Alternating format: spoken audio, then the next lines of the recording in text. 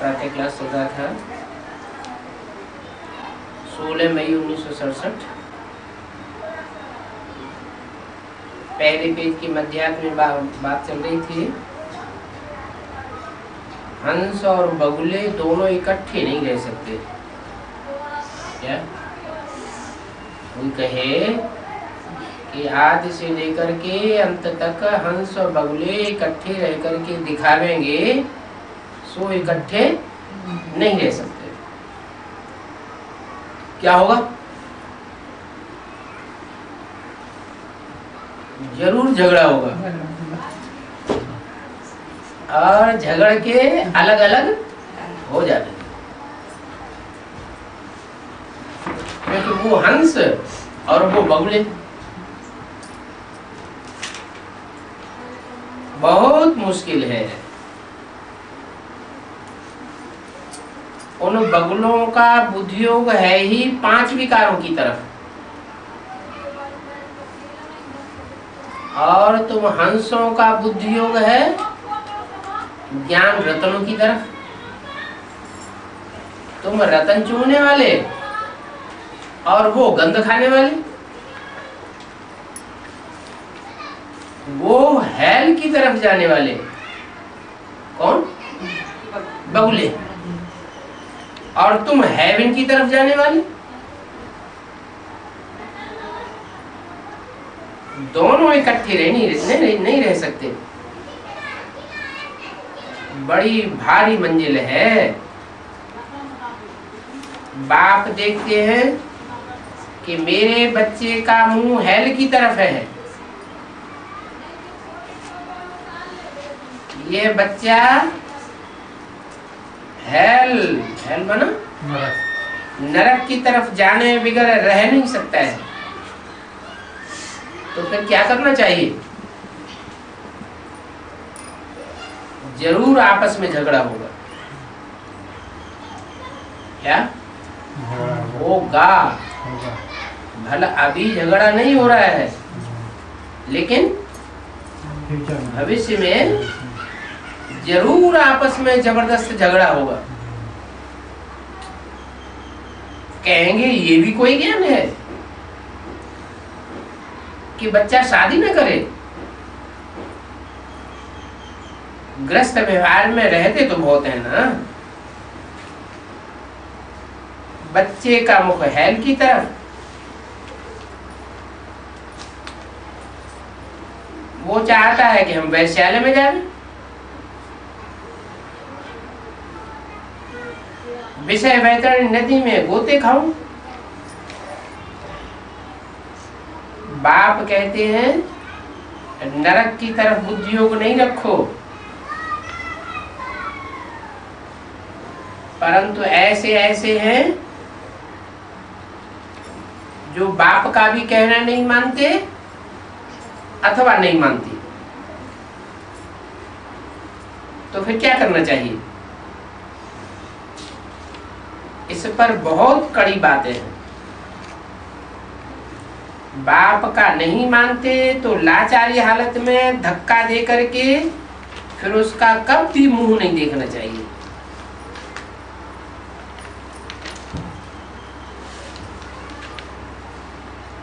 क्योंकि मूत पलीति बहुत हो गए। ये सारा ज्ञान आत्मा में है। बाप की आत्मा कहती है हमने तुमको क्रिएट किया है, मेरा भी कहना नहीं मानती हो तो और किसका मानोगी? कोई तो ब्राह्मण भी बनते हैं, फिर भी बुद्धि विकारी दुनिया की तरफ चली जाती है। तो वो अपने को जैसे डबल मारते रहते हैं, डबल नुकसान हो जाता है। इसे दुनिया में भी नुकसान तो होना ही है, और जो आगे आने वाले जन्म है उन जन्मों का भी जन्म जन्मांतर का घाटा डाल देते हैं।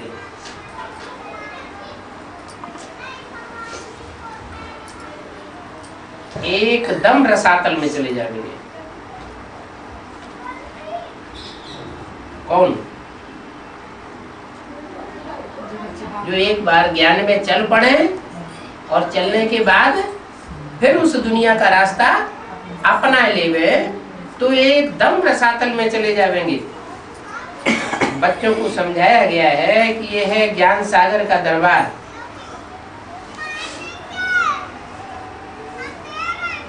भक्ति मार्ग में इंद्र दरबार भी कहा जाता है। क्या? इंद्र दरबार। देवताओं का राजा कौन माना जाता है? इंद्रदेव। तो भक्ति मार्ग में इंद्र दरबार कहा जाता है। कहते हैं दरबार में पुखराज परी, माणिक परी, बहुत नाम रखे हुए हैं, क्योंकि वो सब ज्ञान डांस करती है ना। किस्म किस्म की परियां हैं और वो परियां भी जिनको ज्ञान योग के पंख दिखाए गए हैं, ज्ञान योग के पंखों से ऊंची उड़ान भरती हैं, ऊंची स्टेज में जाती हैं। वो भी पवित्र चाहिए। पवित्रता ऊंचा उठाती है और इम्प्योरिटी नीचे गिराती है। अगर परी किसी अपवित्र को बाप के दरबार में ले आई तो फिर उसको सजा मिल जाएगी। क्या?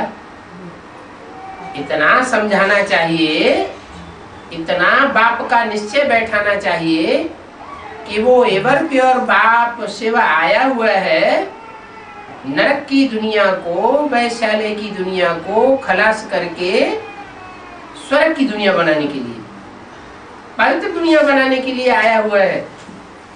और बाप के दरबार में भी किसी अपवित्र को ले आवेंगी जिसको निश्चय न बैठा हुआ हो तो भी नीचे चले जाएंगे, सजा मिल जाएगी। कोई को सजा मिली? शास्त्रों में दिखाया है किसको सजा मिल गई है? अहिल्या को सजा मिल गई। उसका नाम क्या पड़ा? अहि माना सर्प। कोई काम क्रोध विकार के सर्प को जानती थी कि ये सर्प है, तो भी उठा करके मोह के वशीभूत होकर बाप के दरबार में ले आई।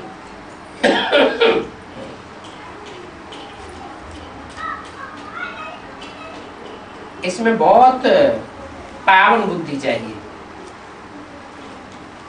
ये ज्ञान घर में तो बहुत ही घोटाला डालता है।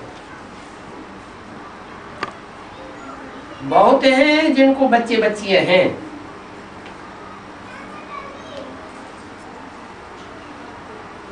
आज उनको शादी करवाते हैं, घर में रखेंगे। क्या मोह है? बच्ची की शादी करवा देते हैं और फिर बच्ची और दामाद दोनों को घर में रख देते हैं। अब उनका बुद्धियोग तो हेल की तरफ है, विषय गटर में एकदम कूद पड़ते हैं। सारा परिवार का वातावरण गंदा हो जाता है। बहुत बड़ी मंजिल। स्त्रियां भी कहती है हम हेवन में जाना चाहती हूँ, ये पति हमको नहीं चलने देते हैं। तो फिर क्या हाल होगा?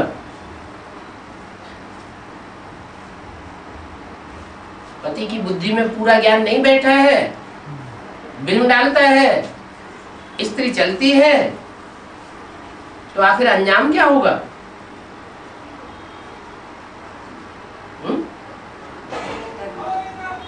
आखिर झगड़ा होगा।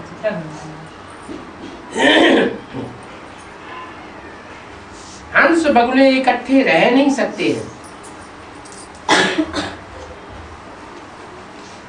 फिर लड़ाई छिड़ जाती है। उसका नाम दिया है महाभारी महाभारत गृह युद्ध। मंजिल तो बहुत ऊंची है ना। इस ज्ञान को कोई भी नहीं जानते हैं कि ये ईश्वर का ज्ञान है। क्या मनुष्यों का ज्ञान नहीं है, धर्म पिताओं का ज्ञान नहीं है, इब्राहिम बुद्ध क्राइस्ट का ज्ञान नहीं है। किसका ज्ञान है? जो ग्रेट फादर्स हैं, बड़े बड़े धर्म पिताएं हैं, उनके भी बाप का ज्ञान है।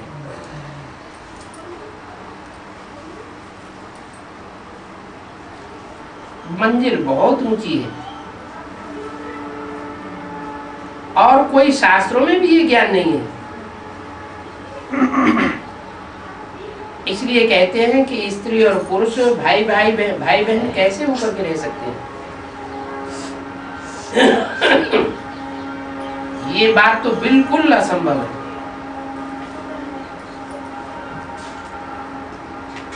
इसलिए ये झाड़ जल्दी बढ़ता नहीं है।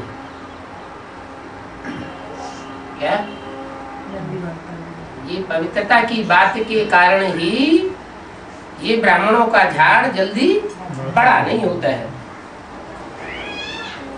थोड़ा सा निश्चय हुआ, मधुबन से वापस आए, माया एकदम थप्पड़ मार करके नीचे गिराई देती है। तूफान तो आते हैं ना। छोटा सा दीवा,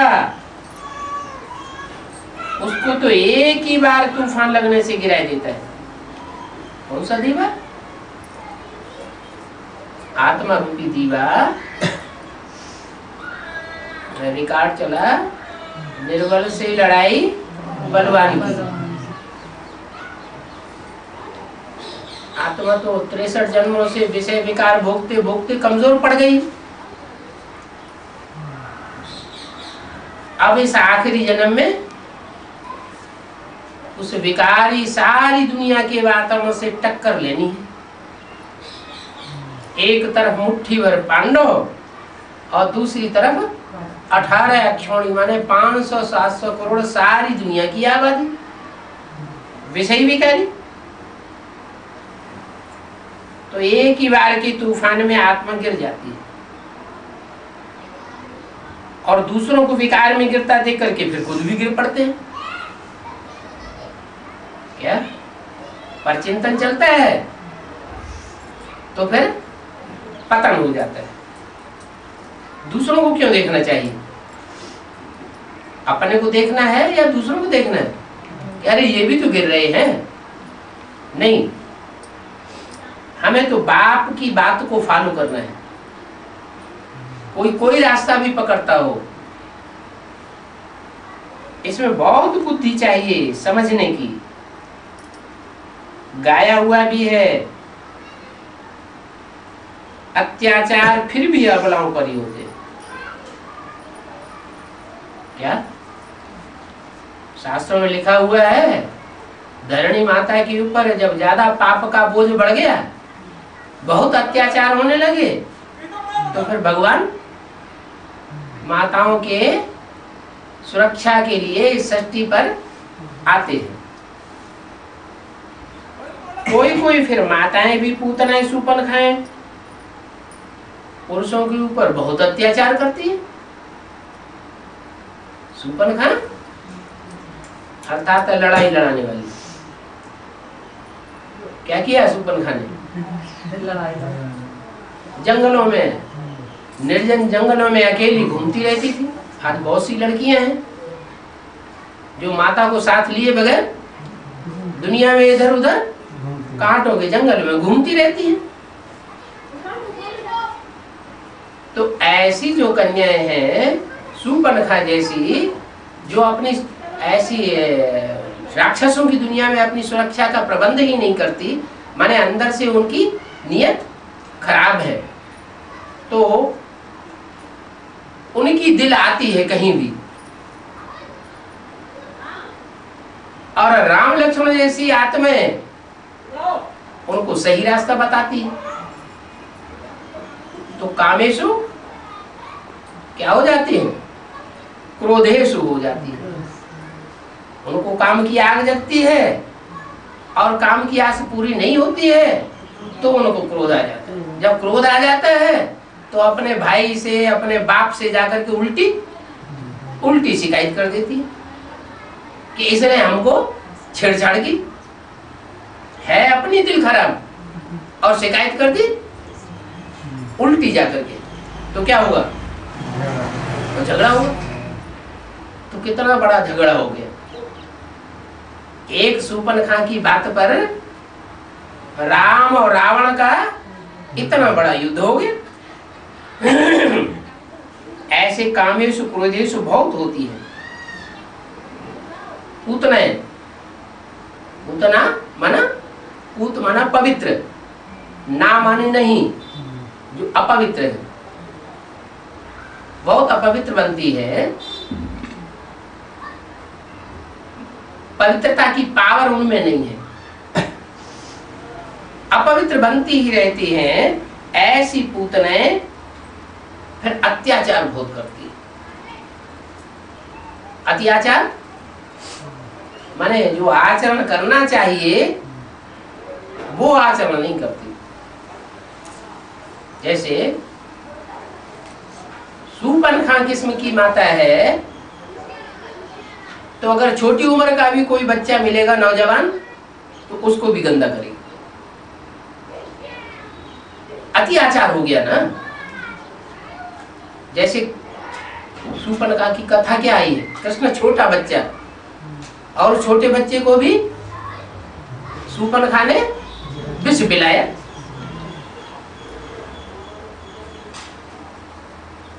तो ये सब तूफान है माया की।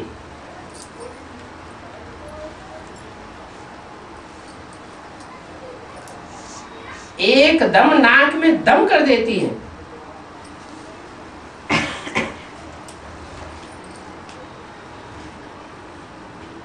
विकार बिना रह ही नहीं सकती। अगर पति से विकार नहीं मिला तो फिर औरों के पिछाड़ी पड़ जाती है। क्या नाम बताया उनका? शूर्पणखा और पूतना। बड़े बड़े घरों में बहुत ऐसी रहती है। छोटे छोटे घरों की तो बात उजागर हो जाती है, और बड़े बड़े घरों की बात उजागर भी नहीं होती, और ऐसी बहुत रहती हैं। पति से गंध नहीं मिलता तो नौकरों से गंदी हो पड़ती है, ड्राइवरों से गंदी हो पड़ती है, बहुत गंदी होती रहती है। इसलिए कहा जाता है काम महाशत्रु है।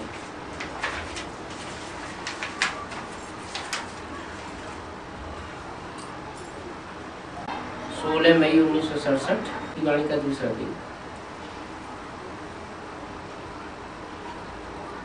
काम महाशत्रु है। हेवन में से निकाल करके कहाँ डाल देता है? हेल में डाल देता है। द्वापर युग शुरू हुआ, कामी इस्लामी धर्म, इब्राहिम का इस्लाम धर्म स्थापन हुआ। उससे पहले दुनिया क्या थी? हेवन थी। हेवन से निकाल करके कहाँ डाल दिया? सारी दुनिया को हेल में डाल दिया। अब ये है गेटवे टू हेवन। क्या है गेटवे टू हेवन? महाभारी महाभारत गृह युद्ध है। ये गेटवे टू हेवन है, स्वर्ग में जाने का रास्ता है। इस रास्ता से पसार हुए बगैर कोई भी स्वर्ग में जा नहीं सकता। कोई कहेगा हम नहीं लड़ाई लड़ेंगे, हमारा पति है, हम उसको खुश रखेंगे, लेकिन ऐसा हो नहीं सकता। स्वर्ग के गेट तो खुलने ही हैं। उस नरक से तो बहुत नफरत आनी चाहिए। बाबा बहुत नफरत दिलाते हैं। अभी आगे यह बातें नहीं सुनाते थे, क्योंकि आगे इतना नरक नहीं था। छोटे छोटे बच्चे घरों में नंगे रहते थे, उन्हें कुछ इस बात का ज्ञान ही नहीं होता था। अभी टीवी आ गई है घर घर में, छोटे छोटे बच्चे सब बातें जानने लग पड़े। तो है तो अभी है ना, आगे ये बात नहीं थी। सन्यासी लोग भी नफरत दिलाते हैं, कहते हैं स्त्री सर्पिणी है। वो तो उल्टी बात कहते हैं। क्यों? स्त्री सर्पिणी नहीं है, खुद स्त्री बगैर रह नहीं सकते हैं, साथ में नहीं रह सकते हैं, काम विकार पकड़ लेता है, इसलिए घर बार छोड़ करके भाग जाते हैं। खुद ही सर्प होते हैं, खुद ने ही स्त्री को सर्पिणी बनाया। कन्या की जात तो कुछ थोड़े ही जानती है कि काम विकार क्या होता है। विकारी कौन बनाता है? पुरुष विकारी बनाते हैं। कन्या माताओं में तो लज्जा रहती है, मेल ही शादी करते हैं, फिर विकार में जाना शुरू करते हैं। इसलिए द्रौपदी ने पुकारा है, ये सब बातें अभी संगम युग की हैं, और बांधेली माताएं भी अभी ही होती हैं। विख बिना रह नहीं सकते हैं तो फिर बंधन डालते हैं, फिर कोई बहाना बना करके निकल पड़ती है। अगर पति को कहीं से मालूम पड़ गया तो फिर मार खाएंगे। ऐसी स्त्री कोई मुश्किल ही होगी जो कि विकार के लिए पति को मारती होगी।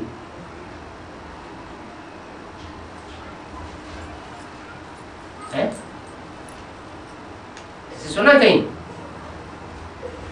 कि स्त्री विकार के लिए पति को पिटाई करती हो? अक्सर करके पति ही, पुरुष ही पिटाई करते हैं। क्यों करते हैं?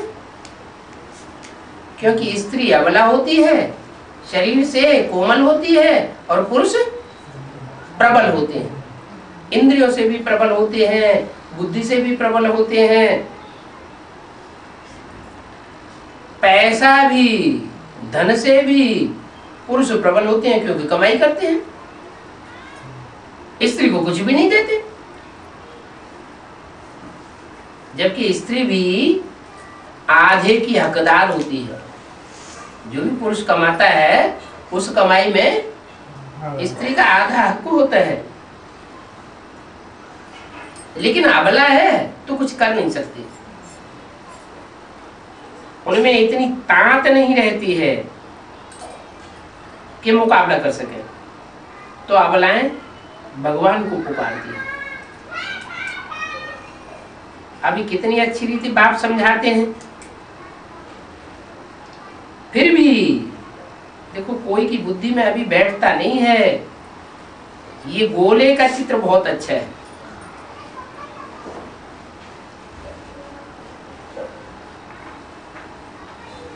गेटवे टू हेवन, इस गोले के चित्र से बहुत अच्छी रीति समझ सकेंगे।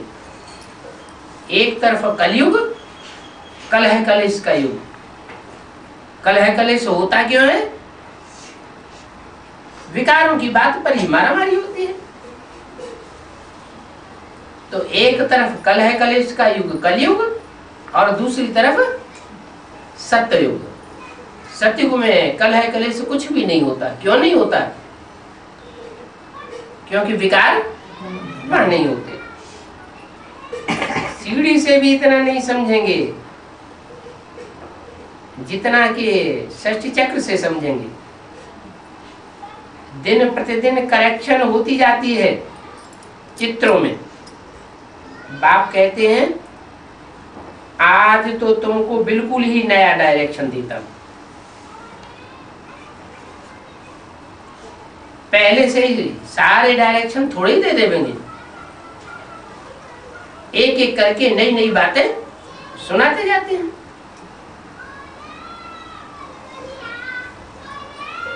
दिन प्रतिदिन नए डायरेक्शन मिलते रहेंगे। कितनी मुश्किलात हो जाती है बाप बच्चे की शादी नहीं करे तो समाज के लोग, रिश्तेदार इतना पीछे पड़ते, कितनी मुश्किल हो जाती है। कोई फिर बच्चा ज्ञान में होता है, शादी नहीं करना चाहता है, बाप ज्ञान में नहीं है। तो देखो माँ बाप दोनों मिलकर के बच्चे का क्या हाल कर देते हैं, एकदम पुलिस के हवाले कर देते हैं। शादी नहीं करो तो निकलो घर से बाहर। आजकल तो राज्य ही जैसे पुलिस का है। क्या कहा है? किसका राज्य? किसका फोर्स चलता है? पुलिस का राज्य चलता है। नाम क्या रखा उसका? पुलिस। पोल इस, जिसमें पोल पट्टी भरी हुई है। क्या एक तरफ चोर से कहते हैं जाओ चोरी करो जाके, दूसरी तरफ साहूकार को सावधान करते हैं, तुम्हारे घर में चोरी हो सकती है, जागते रहो। तीसरी तरफ क्या करते हैं? एक तरफ साहूकार को सावधान किया, दूसरी तरफ चोर को हुस्कार दिया, इसके घर में चोरी कर लो। जितने भी आजकल गुंडे बदमाशी के काम होते हैं वो सारे पुलिस करवाती है। पुलिस है समाज की सुरक्षा के लिए और करवाती है उल्टे काम, मारा मारी इतनी करती है कि जो कि इनकी हड्डी ही तोड़ डालती है। जो बेगुनाह है वो जेल में डाले जाते हैं। क्या आज जेलों में देखा जाए तो 50% से भी ऊपर के लोग बिना गुनाह जेल में डाले जाते हैं पुलिसी अत्याचार के कारण। कैसी दुनिया है।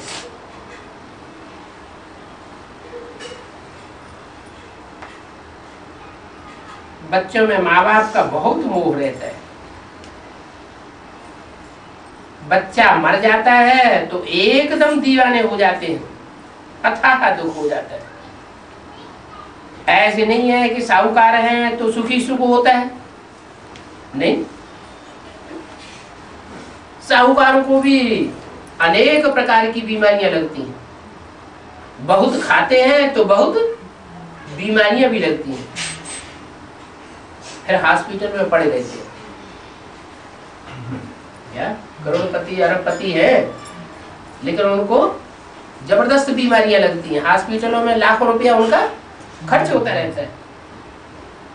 गरीब जनरल वार्ड में पड़े रहेंगे और साहूकारों को अच्छा सा नए कमरे का वार्ड मिल जाएगा। परंतु दुख तो जैसे गरीब को होता है वैसे ही शारीरिक दुख साहूकार को भी होता है। शरीर में बीमारी लगेगी तो साहूकार को भी उतना ही दुख होगा और गरीब को भी उतना ही दुख होता है। सिर्फ उनको अच्छा स्थान मिल जाता है, इनको साहूकारों को। अभी तुम बच्चे जानते हो कि हमको तो बाप पढ़ाए रहे हैं। क्या हमको पढ़ाई पढ़ाने वाला कोई दुनियावी गुरु नहीं है। बाप ने अनेकों बार हमको पढ़ाया है। अपने दिल से पूछना चाहिए कि हम पढ़ते हैं कि नहीं पढ़ते हैं। अगर पढ़ते हैं तो दूसरों को पढ़ाते भी होंगे, नहीं पढ़ते हैं तो दूसरों को पढ़ाई भी नहीं पढ़ाते। खुद पढ़ाई पढ़ते हैं, दूसरों को पढ़ाते हैं तो बाप के पास प्रूफ पहुंचेगा। क्या प्रूफ पहुंचेगा? है? सेवा का क्या प्रूफ पहुंचेगा? हाँ, जो भी बच्चे बाप के बनेंगे नए तो बाप के घर में जाकर के जन्म लेंगे, निश्चय बुद्धि वहां जाकर के बनेंगे। जैसे कोई बच्चा है बाप के घर में जाके जन्म होता है तभी तो बच्चा बनता है, तभी तो बाप बनता है। पुराने घर से शरीर तो छोड़ना पड़ता है ना। मोह छोड़ना पड़ता है ना। तो ऐसे ही यहाँ 7 दिन की जो भट्ठी है, एक दिन आना एक दिन जाना, ये 9 दिन की भट्ठी जैसे कि 9 महीने का गर्भ पल रहा। निश्चय बुद्धि होकर के वहां से निकलते हैं तो निश्चय बुद्धि माना जन्म हुआ। और कोई को ज्ञान में चलते चलते अनिश्चय हो जाता है कि ये बाप नहीं है, तो जैसे कि मृत्यु होगी। तो अभी तुम तो जानते हो कि हमको तो बाप पढ़ाते हैं। अपने दिल से पूछना चाहिए कि हम पढ़ रहे हैं। पढ़ने वालों की निशानी होगी कि दूसरों को जरूर पढ़ावेंगे। क्या अगर खुद पढ़ते हैं, रोज क्लास में आते हैं, लेकिन किसी को बताते नहीं, सुनाते नहीं, पढ़ाते नहीं, इसका मतलब खुद भी समझा नहीं है। अगर पढ़ावेंगे नहीं तो फिर पद क्या पावेंगे? जितना जितना दूसरों को पढ़ावेंगे, ज्ञान का रास्ता बतावेंगे, उतना उतना ऊंच पद पावेंगे। नहीं पढ़ावेंगे तो क्या होगा? प्रजा वर्ग में रह जाएंगे। यहाँ तो राजयोग सीखने आए हैं। राजयोग सीखने वालों को राजा बनना चाहिए कि प्रजा योग सीखने आए हैं? राजयोग सीखने आए हैं तो राजा बनना चाहिए। राजा बनने के लिए प्रजा तो जरूर चाहिए ना। एक राजा को कितनी प्रजा होती है? लाखों की तादाद में प्रजा होती है। तो कितनी सर्विस करनी चाहिए?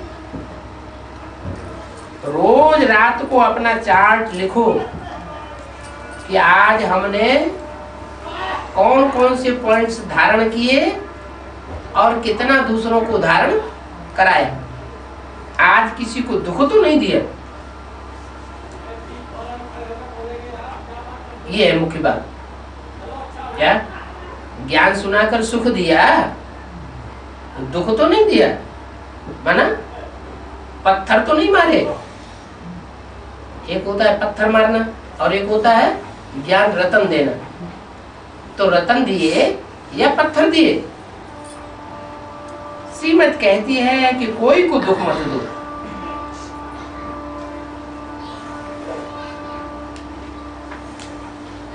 क्या 63 जन्म तो गुरुओं की मत पर एक दूसरे को दुख ही देते रहे।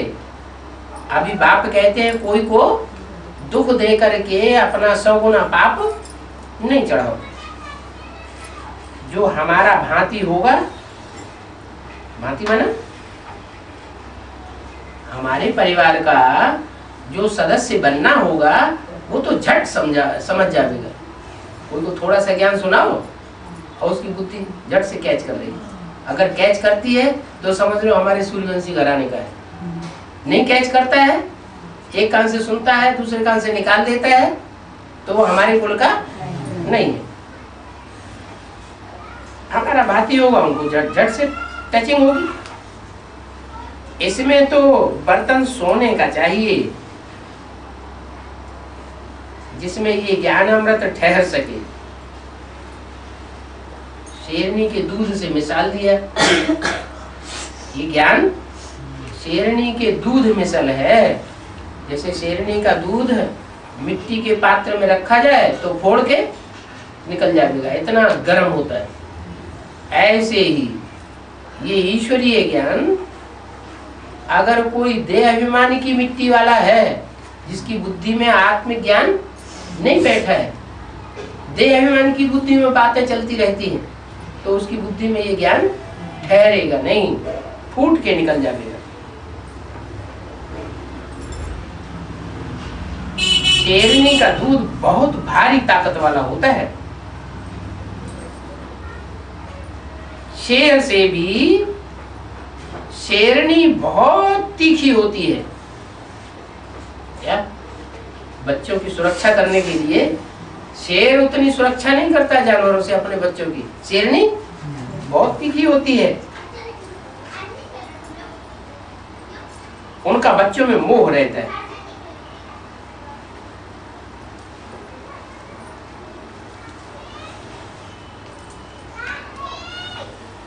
कोई छेड़छाड़ करे, देखेगी तो एकदम उछल पड़ेगी। शेरनी के बच्चों के साथ कोई दूसरा जानवर छेड़छाड़ करे तो शेरनी एकदम उछल पड़ेगी, समझेगी कि कहीं कोई बच्चे को मार न डाले। यहाँ पर भी बहुत बंदरियां हैं जिनका पति में, बच्चों आदि में कितना मोह रहता है। अभी तुम बच्चे जानते हो कि स्वर्ग के गेट कैसे खुलते हैं? कृष्ण के चित्र में बहुत अच्छा क्लियर लिखा हुआ है। कृष्ण का चित्र पुराना वाला देखा है कभी? घुटनों चल रहा है, हाथ में स्वर्ग का गोला और पांव में नरक के गोले को लात मार रहा है। तो बहुत अच्छा चित्र है। पहले ये चित्र ब्रह्मा कुमारी आश्रम में लगाया जाता था, दरवाजे पर बहुत बड़ा चित्र बना के लगाते थे। हाँ हाँ, अभी वो चित्र बनाने बंद कर दिए। क्या? नरक की दुनिया को लात मारने वाला और नई दुनिया स्वर्ग को हथेली में लेने वाला। इसका अर्थ क्या हुआ? इसका अर्थ हुआ, और उसमें लिखा रहता था चित्र में, श्री कृष्ण जल्दी ही आ रहे हैं। क्या? तो जल्दी जल्दी करते करते अभी समझ में तो आया नहीं कि कैसे आ रहे हैं कि कैसे नहीं आ रहे हैं। ये बुद्धि में किसी के अभी तक बैठा नहीं, इसलिए वो चित्र बनाना बंद कर दिया। वास्तव में अर्थ क्या था? ब्रह्मा की जो आत्मा है वो शरीर छोड़ने के बाद, क्योंकि तो ज्ञान चंद्रमा है, जिस ज्ञान चंद्रमा की रोशनी में कीड़े मकोड़े जैसी दुखदाई आत्माएं भी पलती रही, वो ब्रह्मा शरीर छोड़ने के बाद फिर शंकर में प्रवेश करता है, राम वाली आत्मा में बुद्धि योग में प्रवेश करता है। इसीलिए मस्तक में चंद्रमा दिखाया जाता है। संपूर्ण चंद्रमा नहीं है, पूरी पढ़ाई उसने अभी तक एडवांस की नहीं पढ़ी है, जो बेसिक नॉलेज है उनकी बुद्धि में। उनकी बुद्धि में ये थोड़ा ही था कि सतयुग में हम जन्म लेंगे राधा कृष्ण के रूप में, कृष्ण के रूप में, तो हमको जन्म देने वाली कोई राम की आत्मा होगी या कोई और लक्ष्मी नारायण होंगे। उनकी बुद्धि में तो नहीं था। तो वो बेसिक नॉलेज वाला जिनकी बुद्धि में बैठी कृष्ण वाली सोल, वो शंकर के मस्तिष्क में प्रवेश करती है और शिव बाबा उनको भी पढ़ाई पढ़ाते हैं। पढ़ाई पढ़ाने वाला कौन? शिव की सोल, तीसरा नेत्र, त्रिनेत्री। और पढ़ने वाली कौन? कृष्ण की सोल। और किसका शरीर? उनका अपना शरीर तो खत्म हो गया। किनका? ब्रह्मा बाबा का। तो अपना साकार शरीर खत्म हो जाता है, राम के शरीर में प्रवेश करते हैं। और प्रवेश करने के बाद वो संगम युगी कृष्ण साबित हो जाता है। कौन सा शरीर? जिस राम के तन में प्रवेश करते हैं वो संगम युगी शरीर कृष्ण का। और सतयुग में जाके जन्म लेंगे वो सतयुगी कृष्ण, और ये हुआ संगम युगी कृष्ण। तो उसके लिए बाबा ने बोला हुआ था कि ब्रह्मा का पार्ट पूरा होने के बाद शंकर द्वारा जो ब्राह्मणों की दुनिया है, उन ब्राह्मणों की दुनिया में जो आसुरी ब्राह्मण है, कम कला वाले, क्या ब्राह्मणों की भी कुरियां होती है। ऊंची कुरी का ब्राह्मण, नीची कुरी का ब्राह्मण, 9 कुरियां होती हैं ब्राह्मणों की। तो जो ऊंची कुरी का है वो तो है सूर्यवंशी, वो सूर्यवंशी बचेंगे और बाकी सब खलास होने वाले।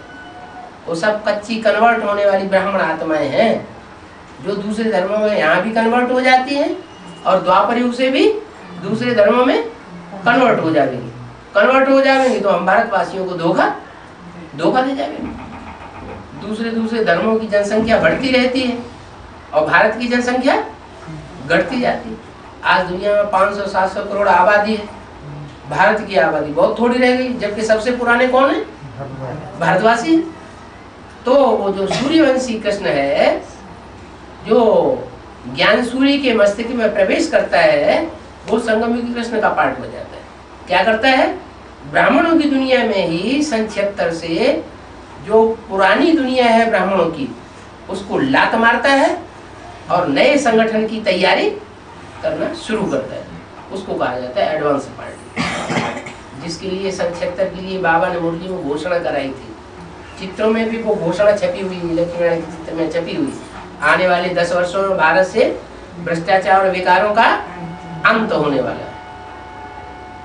बाद में जब 76 शुरू हुआ, एडवांस पार्टी की शुरुआत हुई और एडवांस पार्टी का लिटरेचर सारा माउंट आबू हेड ऑफिस में जब भेज दिया गया तो उन्होंने ये चित्र सब छपाने बंद कर दिए। उनके बड़े बड़े ब्लॉक तैयार हुए थे वो सारे उन्होंने पता नहीं कहाँ गड्ढे में डाल दिए, चित्र भी खलास कर दिए। और जो पुराने चित्र थे भी जहाँ कहीं भी लगे हुए उनमें डायरेक्शन दे दिया इनमें से 10 वर्ष काट दो। क्या आने वाले 10 वर्षों में भारत से भ्रष्टाचार विकार का अंत होने वाला है, ये बात उनकी बुद्धि में नहीं बैठी। भारत है तो भारत जमीन का नाम है या कोई व्यक्ति का नाम है? भारत माता कहा जाता है। भारत माता है तो जरूर वो विधवा माता तो नहीं होगी। भारत माता की पूजा करते हैं, वंदे मातरम करते हैं, तो क्या विधवाओं को भारतवर्ष में पूजा की जाती है? विधवाओं की पूजा नहीं की जाती। जरूर कोई भारत माता है, सदवा है और उसके पीछे उसका पिता भी मौजूद है। तो वो लिखत जो है वो उन्होंने नहीं समझी और वो चित्र का भी अर्थ, जो कृष्ण का चित्र है उसका भी अर्थ नहीं समझा कि कैसे नई दुनिया का संगठन अपनी बुद्धि रूपी हथेली में लाता है और पुरानी दुनिया के संगठन को लात मारता है। तो कृष्ण के चित्र में बहुत अच्छा क्लियर लिखा हुआ है, इस महाभारी महाभारत लड़ाई के बाद स्वर्ग के गेट खुलते हैं। कौन सी महाभारी महाभारत लड़ाई? बाहर की दुनिया में पहले होती है या ब्राह्मणों की दुनिया में पहले होती है? पहले ब्राह्मणों की दुनिया में ये महाभारी महाभारत लड़ाई खड़ी हुई है। कौन सच्चे हैं और कौन झूठे? जो सच्चे पांडव हैं उनकी बुद्धि में ज्ञान बैठता है तो कौरव और यादव उनको लात मार करके निकाल देते हैं, उनका डिसरिगार्ड करते हैं, उनके साथ अच्छी तरह से पेश नहीं आते। तो स्वर्ग के गेट अब खुलने हैं, वहां बहुत थोड़े मनुष्य होते हैं। क्या जो नई दुनिया का संगठन बनेगा उसमें बहुत थोड़े होंगे और पुरानी दुनिया का जो संगठन है बेसिक ब्राह्मणों का वो तो सारी दुनिया में, गांव-गांव में, शहर-शहर में कितना बड़ा विस्तार में फैला हुआ है। बाकी सब मुक्ति धाम में चले जाएंगे। या सुख धाम में कौन जाएंगे? शांति धाम में कौन जाएंगे? जो एडवांस नारी के संगठन में आने वाले हैं वो सुख धाम और शांति धाम में जाएंगे और बाकी सब मुक्ति माना उनको मुक्त हो जाएगी। किस बात से मुक्ति हो जाएगी? सही छोड़ देंगे? नहीं, ज्ञान से अनिश्चय हो जाएगा। अभी तो बहुत निश्चय के पूर्व वहां लगे हुए हैं, दीदी दादियां उनके कान भर देती हैं तो कुछ मत सुनो, तो किसी की नहीं सुनते। अभी ऐसे हो रहा है ना, नहीं सुनते तो बाप कहते हैं कि ये सब अनिश्चय बुद्धि हो जाएंगे, अनिश्चय बुद्धि हो जाएंगे जैसे कि सब मर गए, मुक्त हो गए। सजाएं बहुत खानी पड़ती हैं। जो भी पाप कर्म किए हैं एक एक जन्म में सजा खाते खाते साक्षात्कार भी करते जा रहे। कि हमको कितना समझाते थे फिर भी हमने नहीं माना, फिर पद पाई पैसे का पाए लेंगे। याद में न रहने के कारण विकर्म विनाश नहीं होते हैं। विकर्म विनाश कब होंगे? जब याद में रहें। किसकी याद में रहें? शिव बाबा की याद में। मेरा नाम शिव है, मेरी बिंदी का नाम शिव है। क्या? मेरी बिंदी का नाम शिव है। मैं बिंदी जब साकार में प्रवेश करती हूँ तो बाबा कहा जाता है। क्या? निराकार और साकार के मेल को बाबा कहा जाता है। नहीं तो बिंदु बिंदु आत्माओं का बाप है। बाबा अर्थात ग्रैंडफादर नहीं कहा जा सकता। बाबा माना ग्रैंडफादर, बाप का बाप। तो विक्रम विनाश नहीं होते हैं, पाई पैसे का पद पा लेते हैं। घर में बाप का मुंह स्वर्ग की तरफ और बच्ची का मुंह नरक की तरफ होता है, तो उनको धक्का देकर के उनका मुंह भी नहीं देखना चाहिए। उनको देखने से भी फिर नफरत आवेगी। वो तो जैसे कि गटर में रहने वाली हो गई। उस गटर को ही विषय वैतरणी नदी कहा जाता है।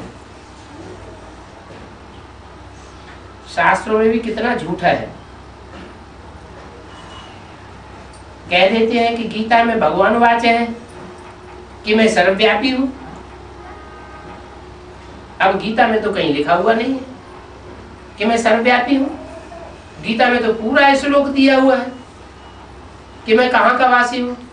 न तद्भासयते सूर्यो न शशांको न पावक यद गत्वा न निवर्तन्ते तद्धम परमम मम। पूरा श्लोक दिया हुआ है कि मैं सूरज चांद सितारों की दुनिया से परे, जहाँ सूरज चांद सितारों का प्रकाश भी नहीं पहुंचता, मैं वहां का रहने वाला हूं। फिर सर्वव्यापी वाली बात कहां से निकाल ली? तो वो खुद भी गिरते हैं और सुनने वालों को भी गिराते हैं। गीता का भी प्रभाव है। मनुष्यों की लिखी हुई गीता तो है ना।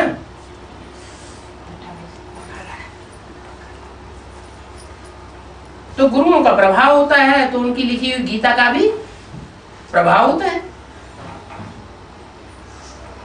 फायदा कुछ भी नहीं है। जहां भी जाओ कह देंगे ईश्वर सर्वव्यापी। ईश्वर सर्वव्यापी है तो गीता का ज्ञान कैसे सुनाता है? क्या सबके द्वारा सुनाता है? लिखा हुआ भी है शास्त्रों में। क्या लिखा है? शरीरम रथम विद्धि इंद्रियाणि हयान्याहो। शरीर को रथ समझ और इंद्रियों को घोड़ा समझ। कहते हैं अर्जुन के रथ में आया तो उन्होंने स्थूल रथ समझ लिया। वास्तव में स्थूल रथ की बात नहीं है। कौन से रथ की बात है? शरीर रूपी रथ में प्रवेश किया और उसकी इंद्रियों रूपी घोड़ों को भगवान ने कंट्रोल किया।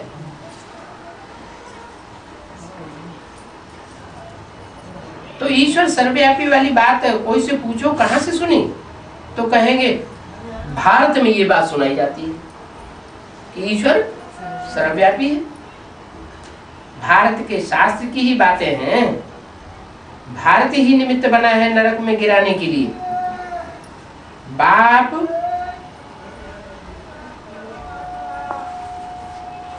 खुद नरक में जाता है तो रचना को कहां ले जाएगा? रचना को भी नरक में ही ले जाएगा। 16:5:67 की वाणी का 3रा पेज। जरूर नरक में जावेंगे, बच्चे भी जावेंगे, बाप भी जावेगा। जब तक कि स्वर्ग का गेट का पता न पड़े तब तक नरक में ही गिरते जावेंगे। अभी तुम बच्चों को तो पता पड़ गया। आजकल तो देखो शादियों की कितनी सीजन चल रही है। पोप आते हैं तो हजारों शादियां कराते हैं क्रिश्चियंस के पोप। कल अखबार में पढ़ा था, पुरी का जो शंकराचार्य है उसने कहा है कि जैसे मुसलमान लोग 4-4 शादियां कर बच्चों की वृद्धि करते हैं तो बच्चे ज्यादा बढ़ते जाते हैं। मुसलमानों की तादाद दुनिया में बढ़ती जाती है, तो हिंदुओं को भी 4-4 शादियां करने की छुट्टी मिलनी चाहिए। उल्टा ही ज्ञान सुनाते हैं। खुद एक घर बार छोड़ करके भाग खड़े हुए और दूसरों को क्या सुनाते हैं कि हिंदुओं को 4-4 शादियां करनी चाहिए। खुद एक भी नहीं संभाला, एक शादी का परिवार भी नहीं संभाला और हिंदुओं को सिखाते हैं 4-4 शादियां करना चाहिए। तुम लोगों ने शायद अखबार में नहीं पढ़ा होगा, जैसे कब कब अखबार पढ़ना मिस कर देते हैं, वैसे ही कई बच्चे हैं कि मुरली भी मिस कर देते हैं। तुम्हारा तो अखबार मुरली है, तुम तो अखबार आदि पढ़ते नहीं। बहुत अच्छे अच्छे बच्चे मुरली पढ़ने में बहुत गफलत करते हैं, समझते हैं कि नहीं पढ़ा तो क्या हुआ, अब हमको तो भगवान मिल गया, हम तो पार हो गए। मुरली की परवाह ही नहीं करते। ऐसे ऐसे देह अभिमानी बहुत हैं, बाबा जानते हैं। इसलिए यहाँ भी जब आते हैं तो बाबा पूछते हैं कि तुमने बहुत मुरलियां नहीं पढ़ी होंगी क्या? बाबा ने जितनी मुरलियां चलाई है वो सब मुरलियां पढ़ी हैं, सुनी हैं। पता नहीं उनमें कोई अच्छे पॉइंट्स हो, तुम्हारी जिंदगी सुधर जाए। पॉइंट्स तो रोज नए नए निकलते रहते हैं ना। तो एक ही घर में बाप का बुद्धियोग एक तरफ और बच्चे का तरफ दूसरी तरफ हो जाता है, तो वो पापात्मा बन पड़ता है, वो पुण्यात्मा बन पड़ता है। ये सारा याद की यात्रा पर है। बच्चा गटर में जाने की यात्रा पर है और बाप स्वर्ग में जाने की यात्रा पर है।